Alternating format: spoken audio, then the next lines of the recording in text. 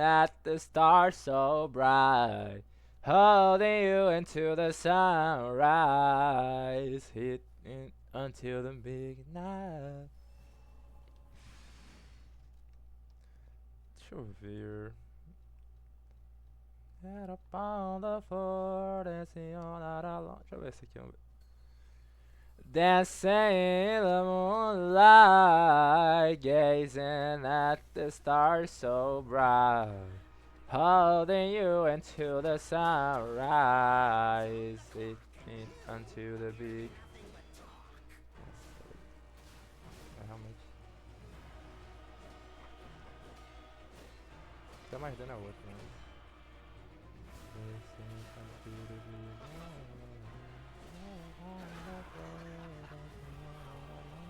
Caralho.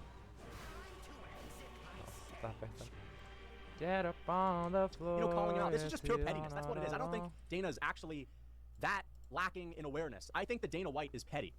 I think he's announcing this fight with zero energy. The only time he has energy in the entire announcement, and I don't think it was planned to glaze John Jones to piss people off. I just think that's his instinct. Whenever Jones comes up, it's to glaze him. But it goes to show where his priorities are at. It goes to show where his priorities are at. His priorities are in promoting the Netflix Crawford thing. That's when he gets some energy. It's talking about Jones as a diehard fan. That's just all it is. Dana's just a diehard fan of Jones. But it's also a little bit of pettiness. A lot of pettiness. I think Dana White is making a point of doing this style of announcement with Tom Aspinall and Cyril Gahn. Again, this was one of the biggest controversies that was going on in the UFC for the past year and a half. Really for 2.5 years, but it was getting real bad. Like this year, when people were storming the comment sections, spamming every single Dana White and UFC post, and even ESPN MMA posts saying that the UFC needs to strip John Jones. You gotta read the room. You gotta understand that the people are dying to see Tom Aspinall fight for the undisputed belt. And not only that, more importantly, the people are dying to see the UFC put some respect on Tom Aspinall. End all. That's it. They just want to see the UFC promote him as the only guy at heavyweight. They want to see the UFC promote Tom Aspinall without half-assing it because they're still petty about John Jones and the fans not liking John Jones, and the fans were pissed off with the way that the UFC was enabling John Jones. And if you're pissed off with us, then fuck you. What do you keep doing? You gotta let that shit go. You gotta admit that you were wrong, and you gotta come out guns blazing. Jones is gone. It's time to switch up. I thought Dana did this yesterday, but apparently no. Apparently no. That was just related to the White House card, but when it comes to anything else, in a heartbeat, Dana White is going to prioritize Jones, the fighter that isn't even on the roster anymore, that turned down $30 million. He's going to prioritize that guy over the current champion who's young, in his prime, who's ready to fight, who says that he wants to fight 4 times a year. He's a phenom. He's knocking everyone out. This is a once-in-a-generation kind of athlete that we're seeing at heavyweight, and they're still putting this low effort, you know, I can't even say half-assed. These guys are too lazy to move a finger with the style of promotion that they're doing for this guy. It's fucking disgraceful! And it should piss you off just seeing this shit. Tá estranho, né? Dancing in the moonlight, gazing at the stars so bright, heading into the sunrise.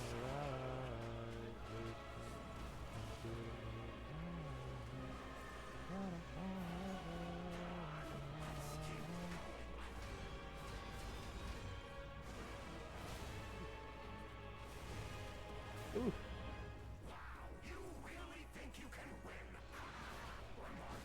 Oh. Ooh. Porra.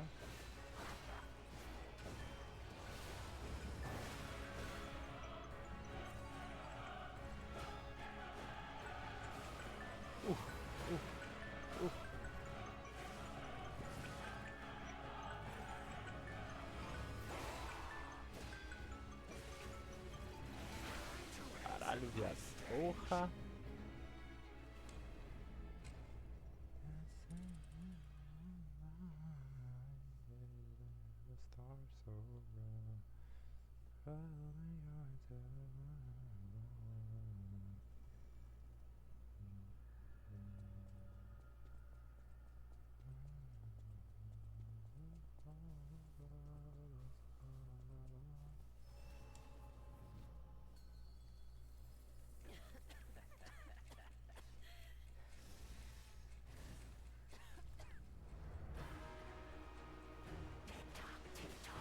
Romeo's on the clock, and you appear to be nothing but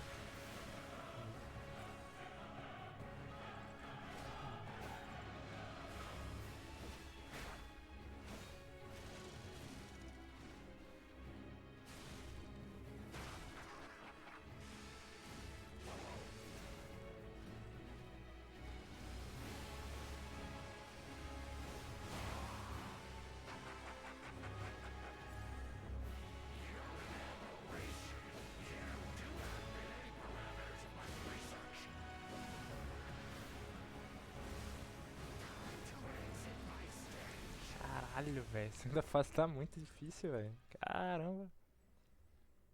Puta merda.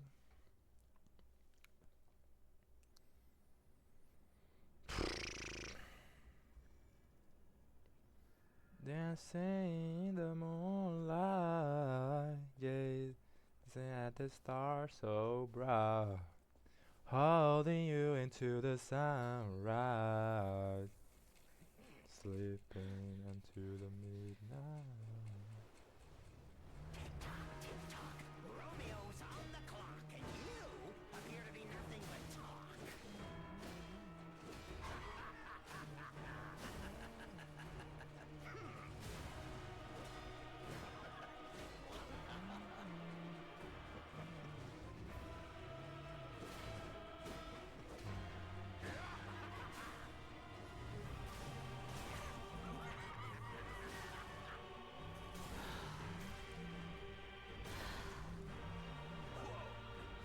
Risk your fight for another. How could you even conceive of it?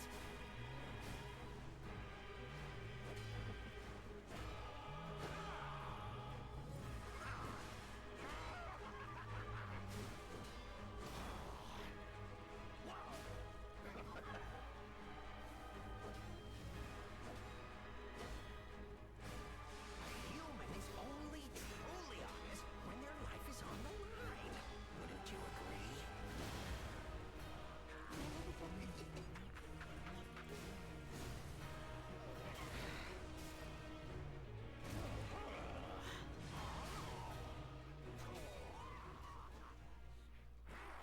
Caralho.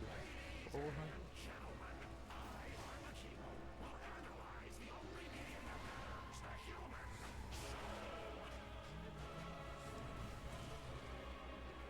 Vamos pra range, tá ligado?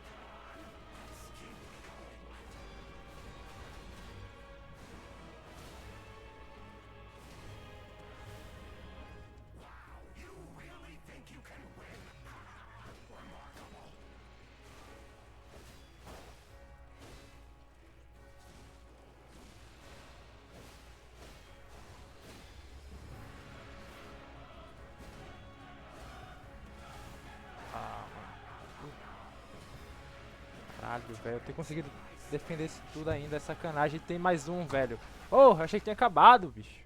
Tá ligado? É minha. É, velho. Tá foda esse boss aqui, velho. Caralho, mano. Como que ele deu, velho? Tá que pariu. Ainda consegui defender, mas mesmo assim tinha mais um ainda no final. Esse boss não acabava naquele ainda também, tá ligado? Tinha mais alguns, velho. Porra. Tá que pariu, velho. Caralho, esse baixo. É, pô, não adianta estar com muita pote, não dá tempo de usar, velho. O cara dá 30 combo, mas se pegar 2 hits já mata, velho. 3 no máximo, 3. Tá ligado? Que loucura, velho.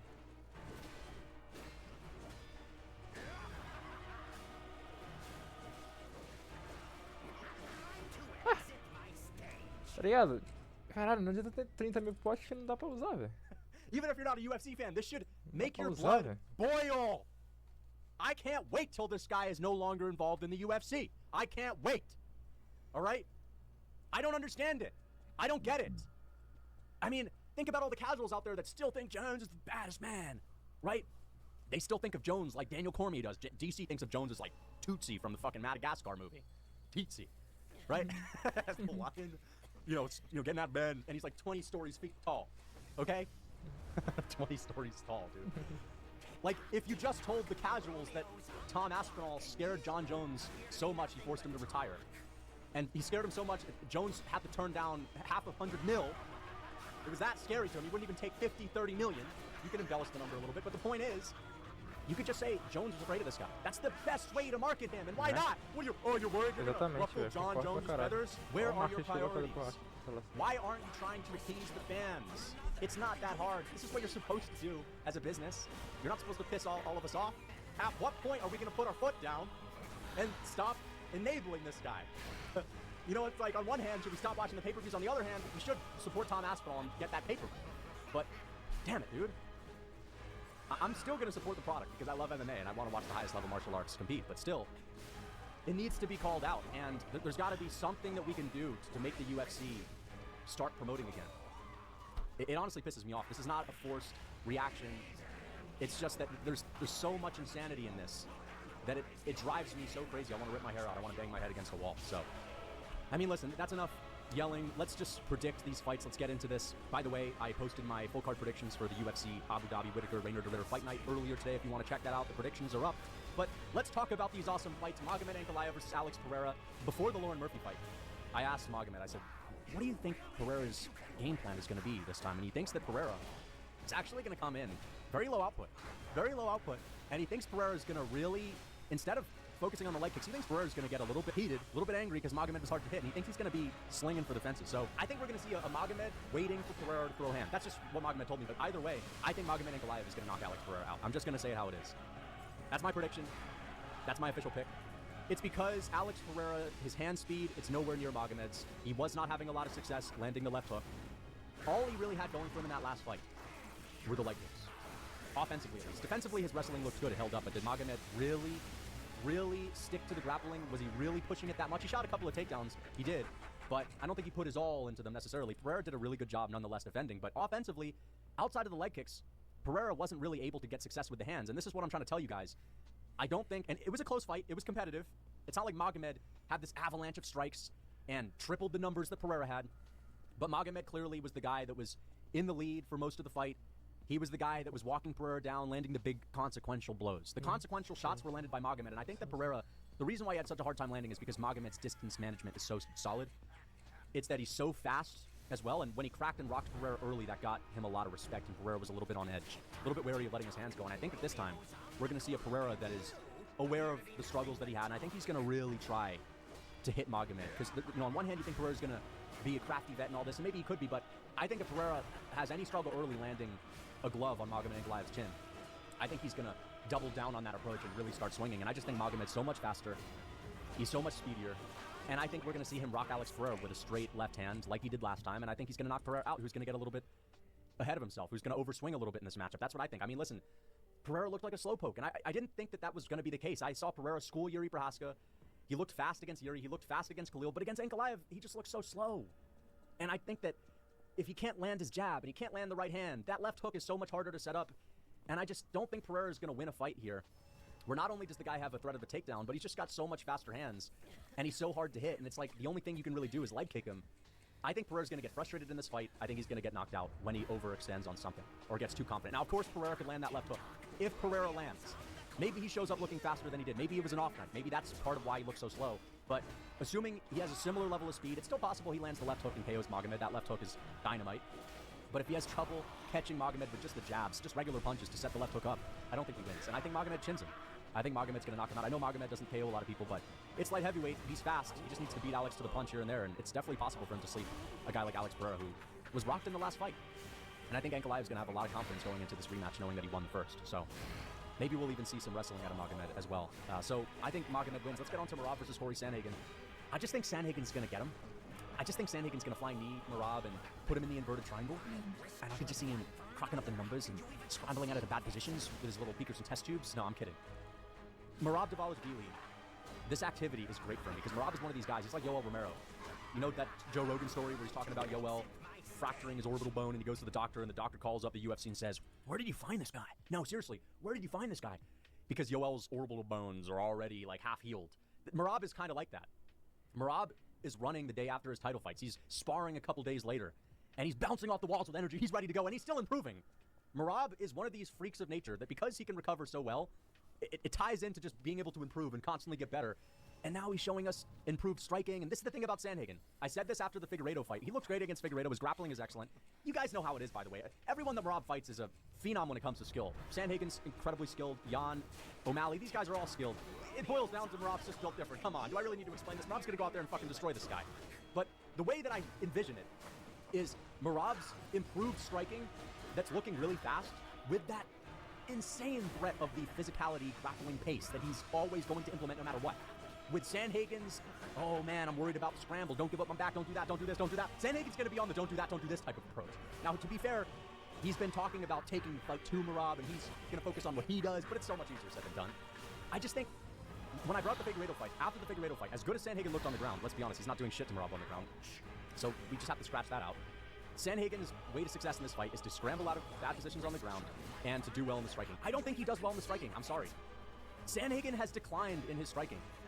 He looks slower than he did 4 or 5 years ago. Even 3 years ago, Sandhagen looked faster on the feet.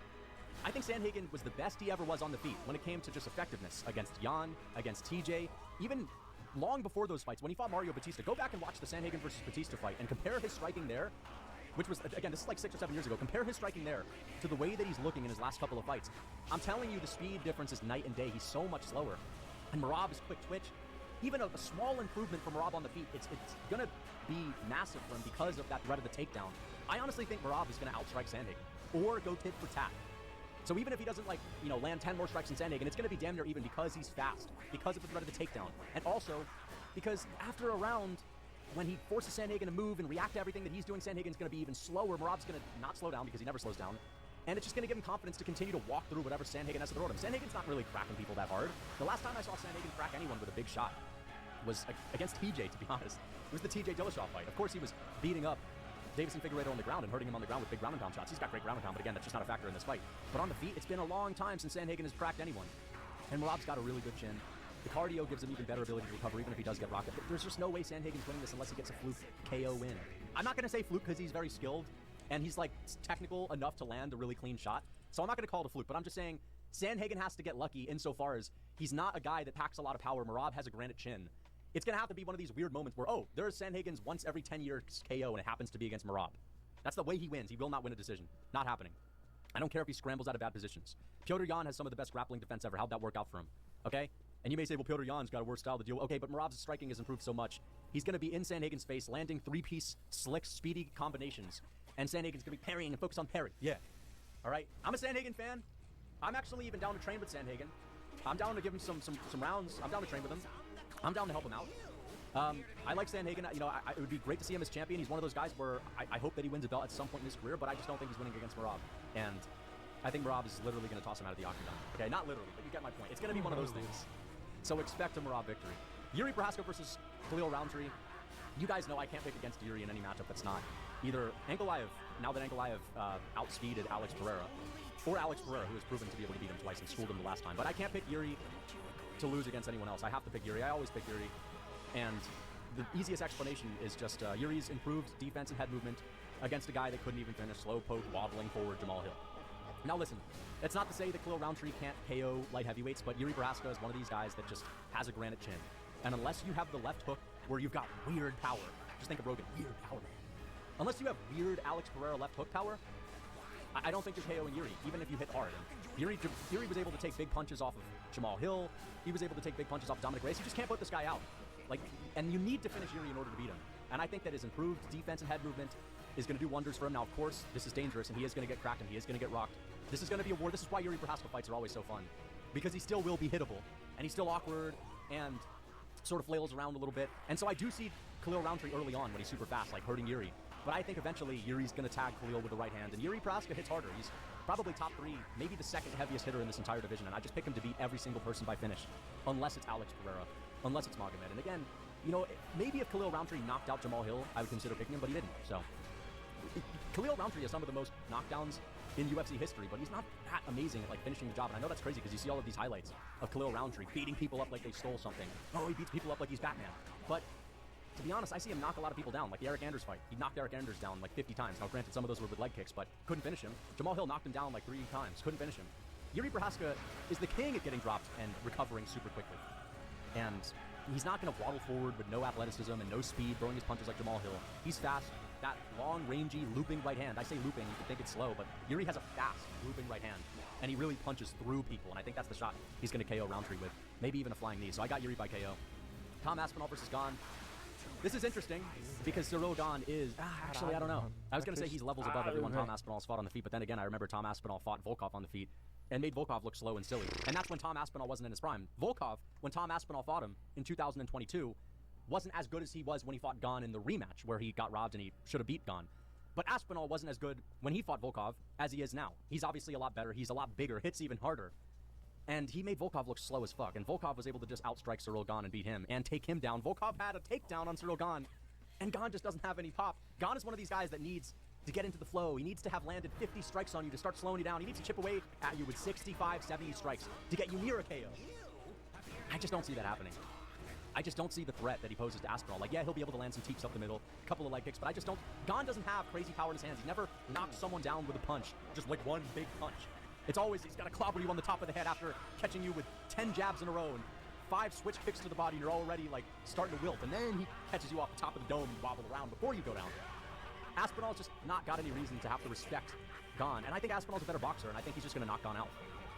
And yeah, ultimately, like, I see this fight ending in the first couple of minutes. I think Aspinall chins Gon, first 2-minute KO. And if Gon does a good job at evading the KO shot of Tom Aspinall, and again, he was able to do it against Ngannou, but Aspinall is faster than Ngannou, better technique than Ngannou. If he's able to evade it, Aspinall could just take him down. And if Gon is getting controlled by Ngannou, and if Gon is getting controlled by Volkov, Aspinall is going to twist him into a pretzel. First round finish for Aspinall. I'll say KO, but he might get a submission. And then Alexander Rakic versus the Density Maxer. I am going to go with Azamat Murzakanov. I've seen some people say in comment sections that Alexander Rakic is going to style or like school Azamat. Like, I've heard people say this is an excellent matchup for Rakic. What the fuck are people talking about? Rakic got destroyed by Yuri Prohaska, schooled by Ankalaev. To be fair, those are very good fighters. He did well against Yuri. To be fair, he actually did well against Yuri. And Magomed beat Rakic, kind of schooled him a little bit, but I mean, it wasn't that impressive at the time, but in hindsight, given what we know about Ankalaev, maybe you could say that because Rakic was able to hang in there a little bit, maybe he is going to be underrated going into this matchup. But the thing is, though, Rakic just doesn't have good hands. Like, he's got these great kicks. Every now and then he'll land a couple of punches, but his boxing is just weak. And he's one of these, like, really big and explosive light heavyweights, but all of that comes without one-punch KO power. Whereas Azamat, you look at him, he's this unassuming guy, kind of looks fat. If you see him in real life, you understand it's a different kind of thing, different level of density. But, you know, he's a density maxer. He's out there, he's floating around, he's stinging like a butterfly, but he doesn't look good. He looks like a fat guy. Either way, Azamat has a different level of speed. He has a different level of explosivity. And his technique and his boxing and his footwork, it all pairs together, and it actually translates into KO ability. It's not just the explosiveness, it's not just the footwork, it's the boxing skill combined with those two. Whereas Rakic, he's got weak boxing technique, he's got okay footwork, and he's got okay hand speed, but he's sort of got this T-Rex reach. I think Azamat chins him. I think this is going to be a situation where Rakic is going to chew up the legs of Azamat. He's going to be the rangy guy in this situation, but as soon as Azamat lands a big shot on him, Rakic is then going to resort to back foot Rakic mode, where he sort of just is a guy that circles around the outside and circles back, and circles down, circles back. He doesn't throw anything of consequence after the first couple of minutes. And then it's just going to be sitting duck mode, where eventually Azamat's going to see that, okay, this guy's not throwing any heat at me. He's just sort of chipping away with these back foot leg kicks. I'm going to knock this guy out, and I think he's going to chin him. So I got Azamat. Rakic is good. Rakic is very good, but he's not elite of the elite, in my opinion. He's a tough out for the elite fighters. I think he's able to win a few matchups outside of the top 5. Meaning from 5 through 10, he can beat a couple of those guys. Outside of the top 10, I think Rakic schools most people. I think he schools everyone that's unranked. I think he schools people that are barely ranked, but I think Azamat is good enough to get into the top 5, and I think he's too good with his boxing, too dangerous to lose this fight. So that's it. Hope you guys enjoyed the video. Let me know what you think of these early predictions, and let me know what you guys think of Dana White's method of announcing these fights. Until next time. It's time to stop compromising on your diet, put the sweetie treaties down, and enough eating the Frosty Toasty Bite protein cookies just because you see there's protein in them. Guys, there's another world that you can live in, reality, where you can have sweet and tasty comfort foods without bullshit ingredients, and that's why I created Real Food Cookbook. That's right. If you want to be able to enjoy yourself while getting lean, while getting in shape, you want to be able to eat tasty foods, even like chocolate chip cookies, well, the Real Food Cookbook gives you an alternative to all your favorite comfort foods just made with whole and unprocessed ingredients. If you're interested in checking the Real Food Cookbook out, the link is in the description. Use code MMA for 30% off.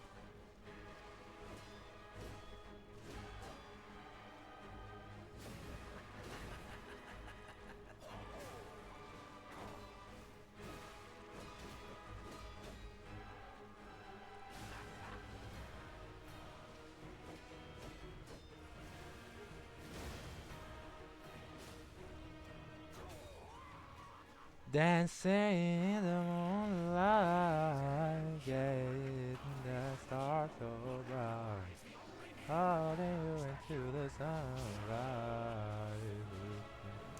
into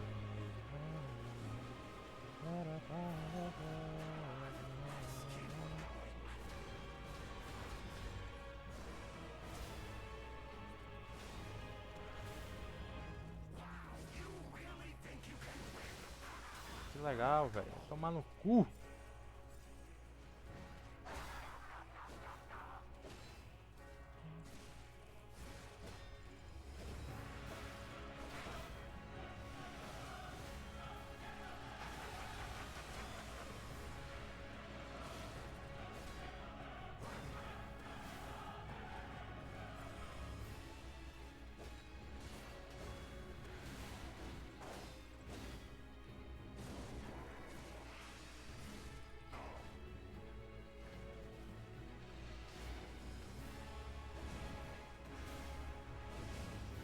Meu Deus do céu, velho. Ah.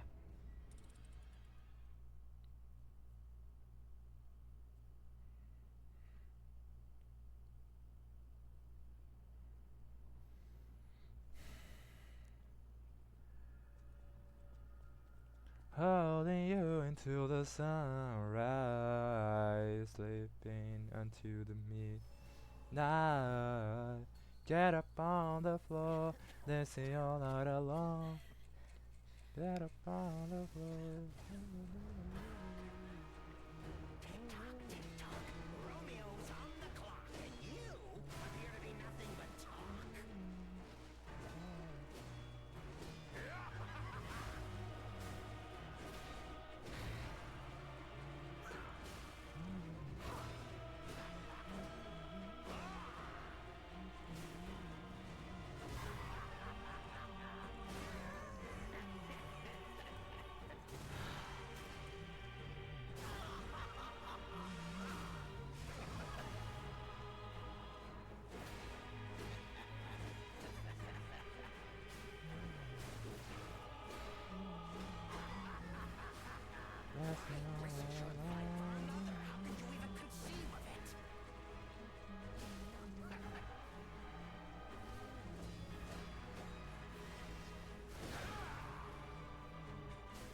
Dancing all the time.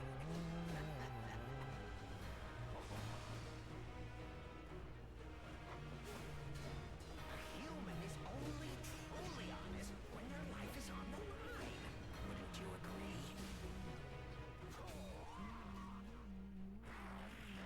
Ladies and gentlemen, I, Arlecchino, will analyze the only medium that matters, the human.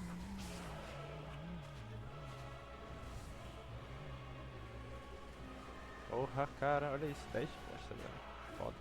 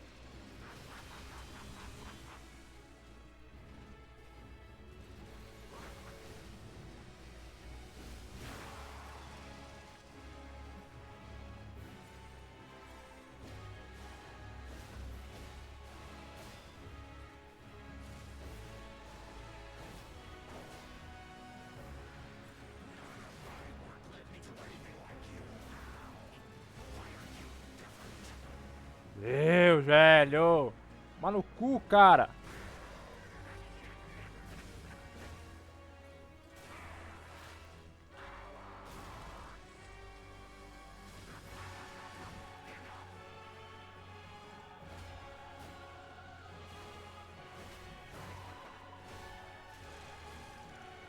Não!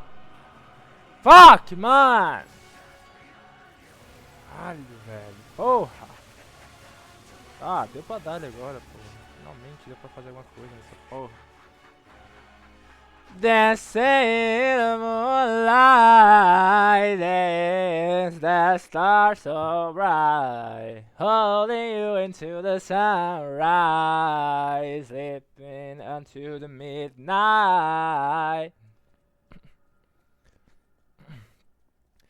Dancing in the moonlight, dancing in the moonlight, yeah, the stars so bright, holding you into the sunrise, sleeping until the midnight. Get up on the floor, let's be all out alone. Get up on the floor, dancing all alone. Get up on the floor.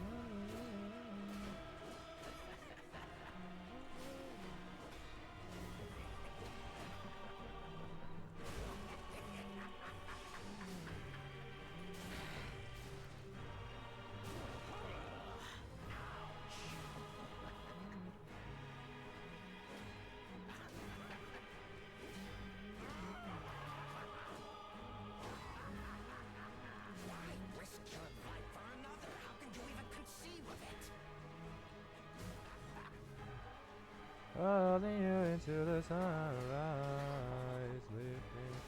Considering my eyes. Got a pot of fire to run out of line.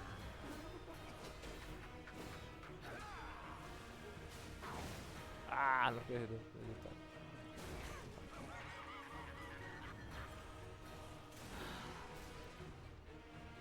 Mas tá bom ainda, velho. Porra. Dancing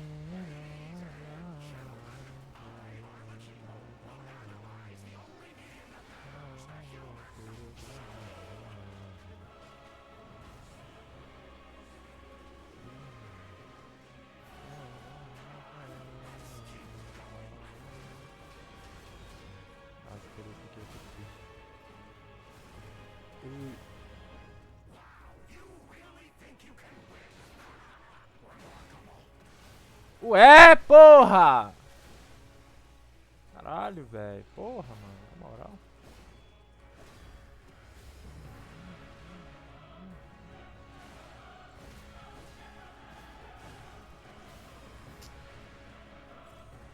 Se bater no ganhador. Toma no cu, bicho.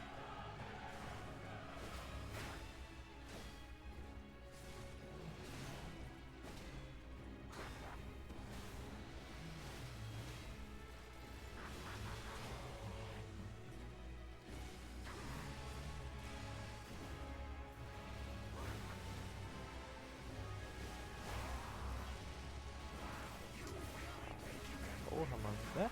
Quando eu tava passando fome, eu não tomava um grab, velho.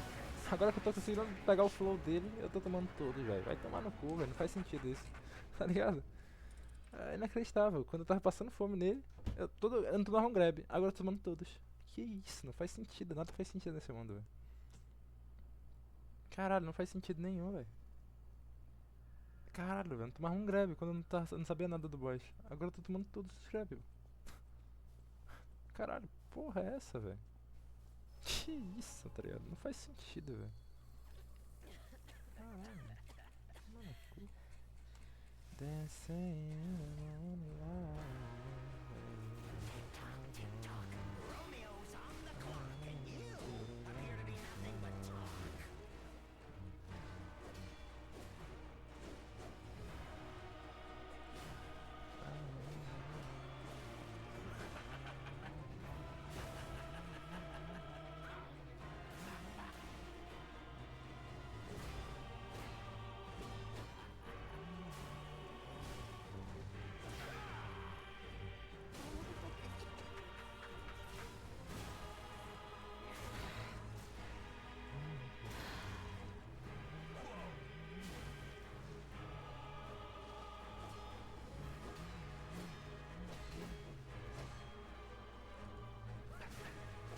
Human is only truly honest when their life is on the line.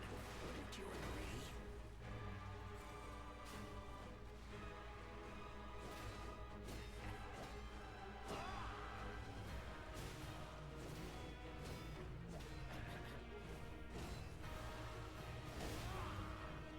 Holding you into the sun.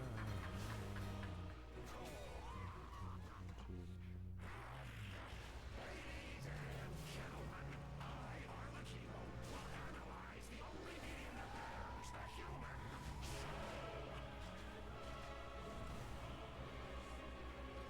Porra, mano, que doideira.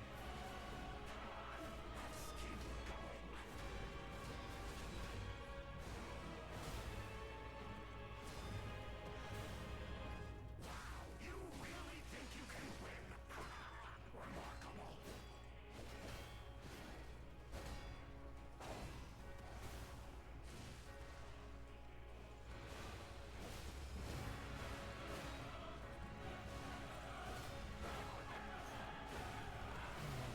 Cara, porra, velho.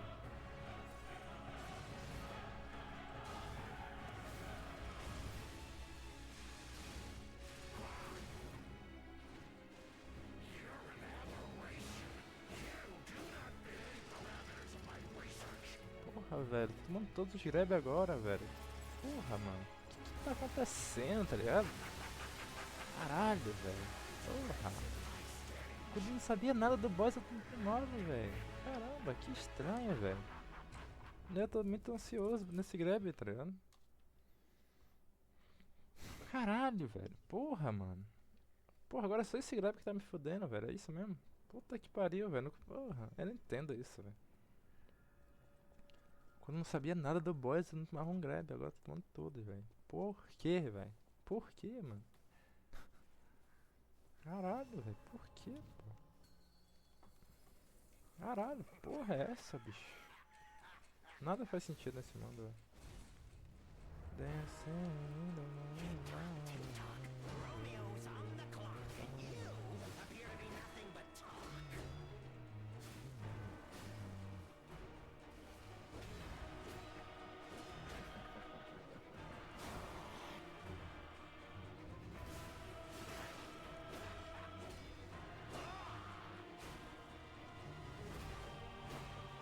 Why risk your life for another? How could you even conceive of it?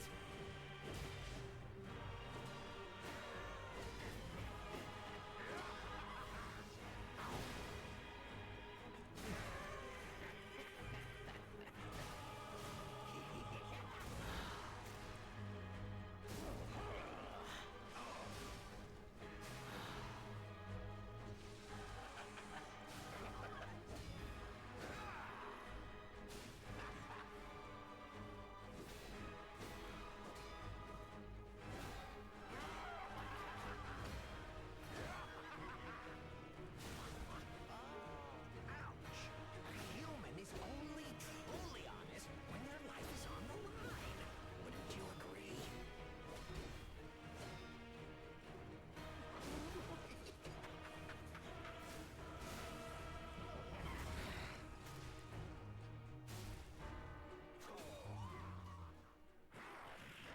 Ladies and gentlemen, I, Arlecchino, will analyze the only medium that matters, the human. Ah, me mato, velho. Vai matar, velho. Toma no cu.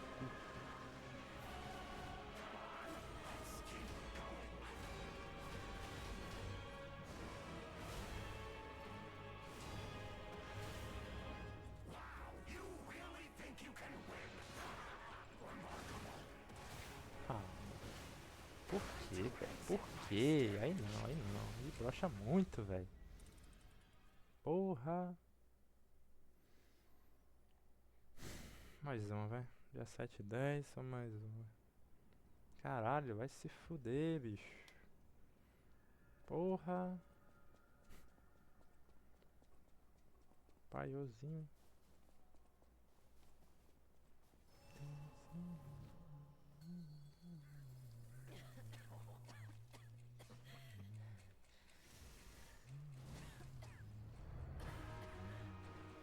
Tick-tock, tick-tock. Romeo's on the clock, and you appear to be nothing but talk.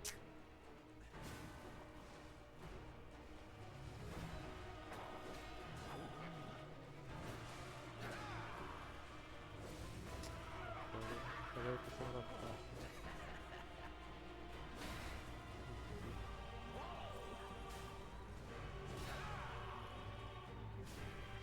Why risk your life for another? How could you even conceive of it?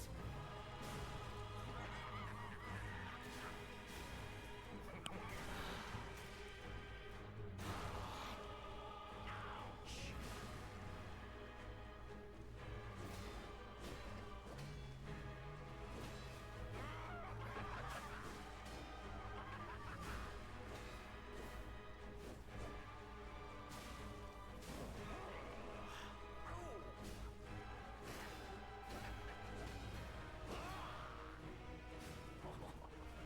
Taca de costa é muito trolha. Safado. Taca de costa é muito bicho. Nossa.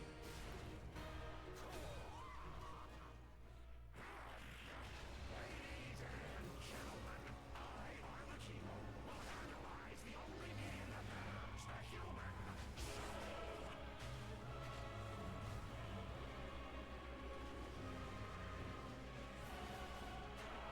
Let's keep going.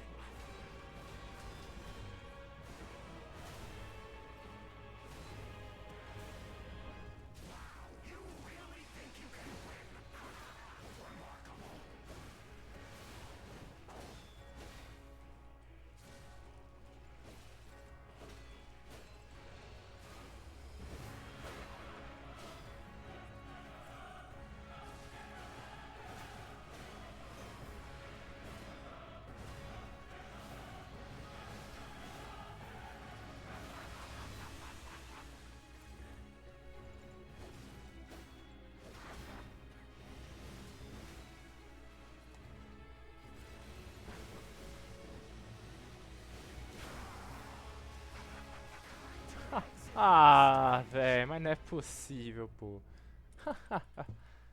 Ah, meu Deus. Agora eu nunca tomei essa porra e agora eu tomo. É inacreditável, velho. Ai, velho. Dancing in the moonlight. Caralho. Stars to run. Holding you into the sun. Dancing in the moonlight. Stars to run. Holding you into the sun. Tick-tock, Romeo's on the clock, and you appear to be nothing but talk.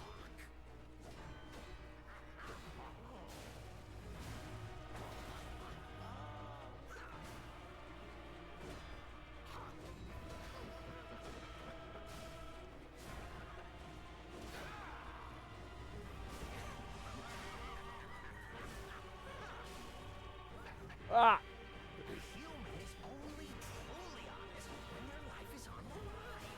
Wouldn't you agree?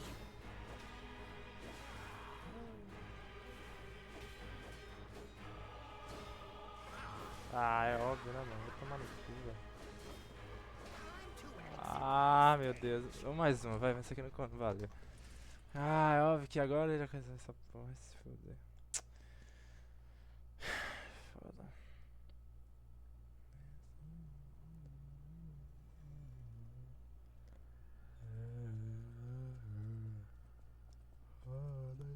To the sunrise.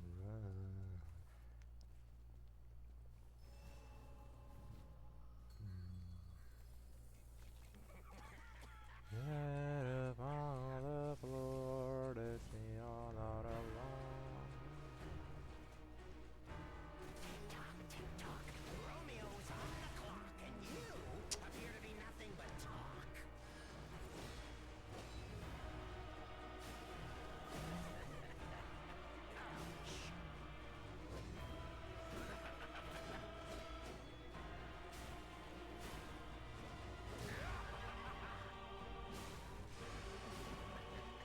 Why risk your life for another? How could you even conceive of it?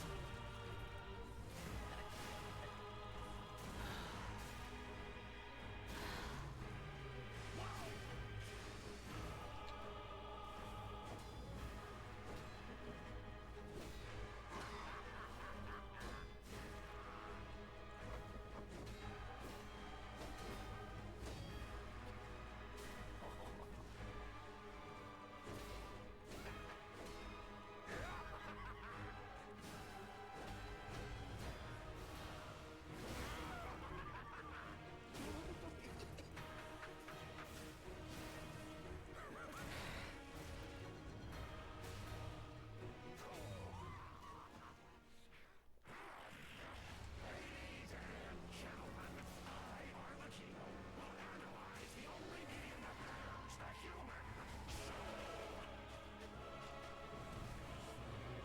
Ah, não.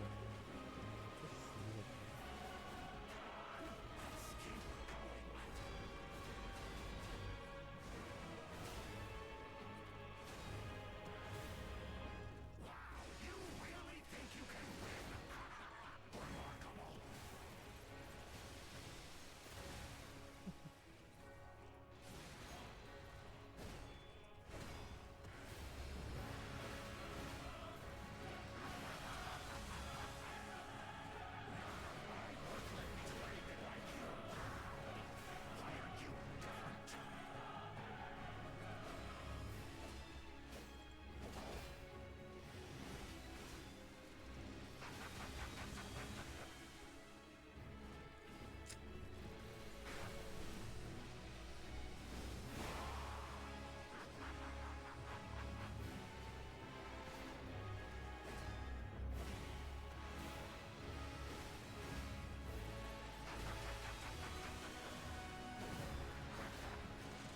É esse!